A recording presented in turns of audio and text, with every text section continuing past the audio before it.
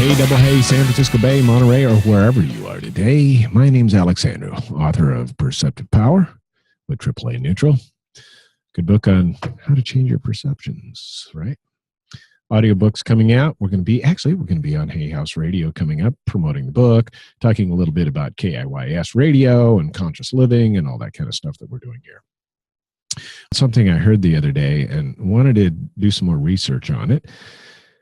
And what I found out was there's a lot of validity to it. And the reason I say that is because I've kind of been living my life in that realm over about the last 4 to 5 weeks since I found out about it.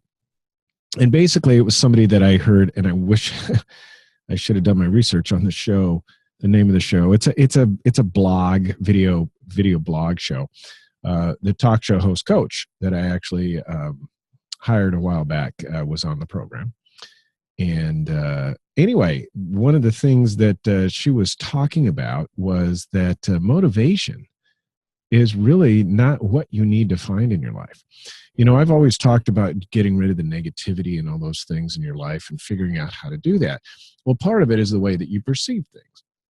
This is why hate, to me, if you hate somebody, you're giving somebody else control of who you are. When you start to release the hate, when you start to forgive somebody else, you gain control back in your life.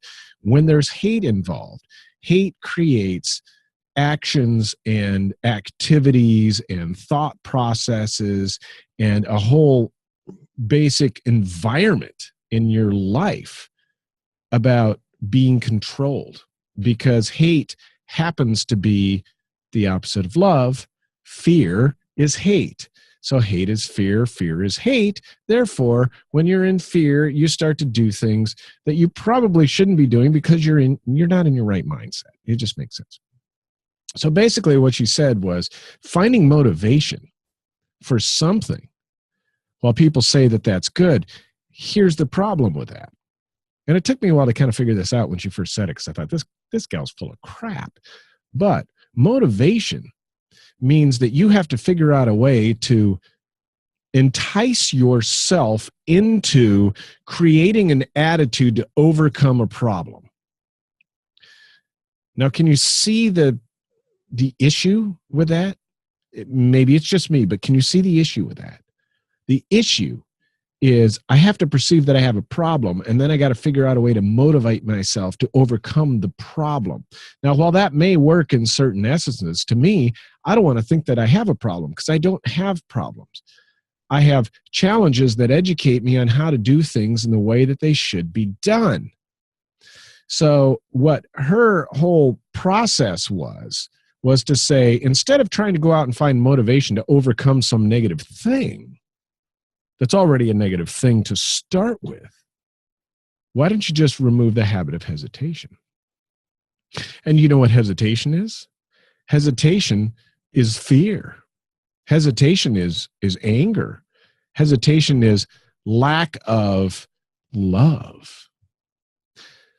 Utilizing that beautiful thing we have called intuition, and women have this a little bit better than men do. But the idea is to understand that when you hesitate in certain situations, procrastinate is another form of hesitation. You're not applying everything that you need to get to the next level.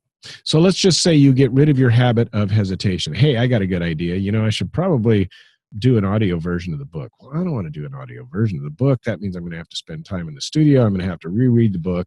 And by the way, Perceptive Power, it's not an easy book to read. And I did that on purpose when I first wrote it, because I didn't think that everybody should really get it. It's a science and math and spirituality textbook. So the workshop that I've put together for it is great. It's much more friendly, if you will, to understanding it. But you have to, I was kind of really trying to connect more with people who had a spiritual essence, who understood math and science, because that's how I put it together, using, you know, physics and quantum physics and stuff like that, string theory, all that kind of thing, to meld spirituality together. So I decided to do this audiobook, and it's actually been a real pleasure to go through these chapters, which even now, I've written a book several years ago. I think I finished in 2011. I go, wow, that was a challenging paragraph or challenging page. So I've put it together in such a way as to really just basically have a synopsis of what I was thinking at the time. And it's really come together in this kind of this beautiful montage of fun, interesting stuff that reminds me again, as we all need to be reminded, to live a better life. So my point is, let's take a look at this. Let's not try and find motivation in things going forward, because that always means we have a negative thing to overcome. And to me, there are really no negative things. Now, yeah, you can sit there, we can all argue about this upside, one side and down the other. But I bet you one thing. If you believe that there's a lot of negative stuff out there and there's a lot of stuff happening, that you're probably not as happy as somebody who thinks that things are out there to challenge us and make us understand better of how to do things the right way. And if you can't see that, then you're probably not going to get anything in this book, because obviously you don't really understand that love and fear are what run the world. And there's all sorts of words for fear. Fear is anger. Fear is hate. Fear is disillusionment. Fear is depression. Fear is the not knowing what to do. So if we lose this aspect of trying to find motivation to overcome a negative thing and just say, hey, listen, I'm just going to get rid of my habit of hesitation. I'm going to get rid of my habit of procrastination. And I am going to make a decision. I'm going to do that decision now. And that decision may be not to do something, which is fine. But it's a decision that you make based on your intuition, based on your gut feeling, and you allow yourself to be able to experience that event, whatever it is. And if it happens to be a challenging event or an educational event, as opposed to a crappy event, a fearful event, a hateful event, an angry event, then you will find the path that will take you there to the next level. It's not magic, folks. It's about the way you look at things. Perceptive power. You know what your perception is? It's most everything in how you look at life. You got to decide. We're here for a short time. You're lucky if you're here for 100 years. And by the time you're 40, 50, 60 years old, hopefully you've figured this out, that you don't want to live in fear and anger and distrust and hate. Get rid of your hate. Flush it down the toilet. It's worth nothing more than an aggravating feeling that is stuck inside you that allows outside forces to control you. You want to control your own happiness? Get rid of fear, get rid of hate, get rid of anger. We all go through it. It's our egos have to feel that in a certain way. But when you understand it, you're aware of it, you're accountable that you have to take action to do it. The AAA fits right in there. I want to touch base with you on one thing really quick before I close out on today's Office Talk. We're doing a fundraiser for Gretchen Hunt at GoFundMe.com.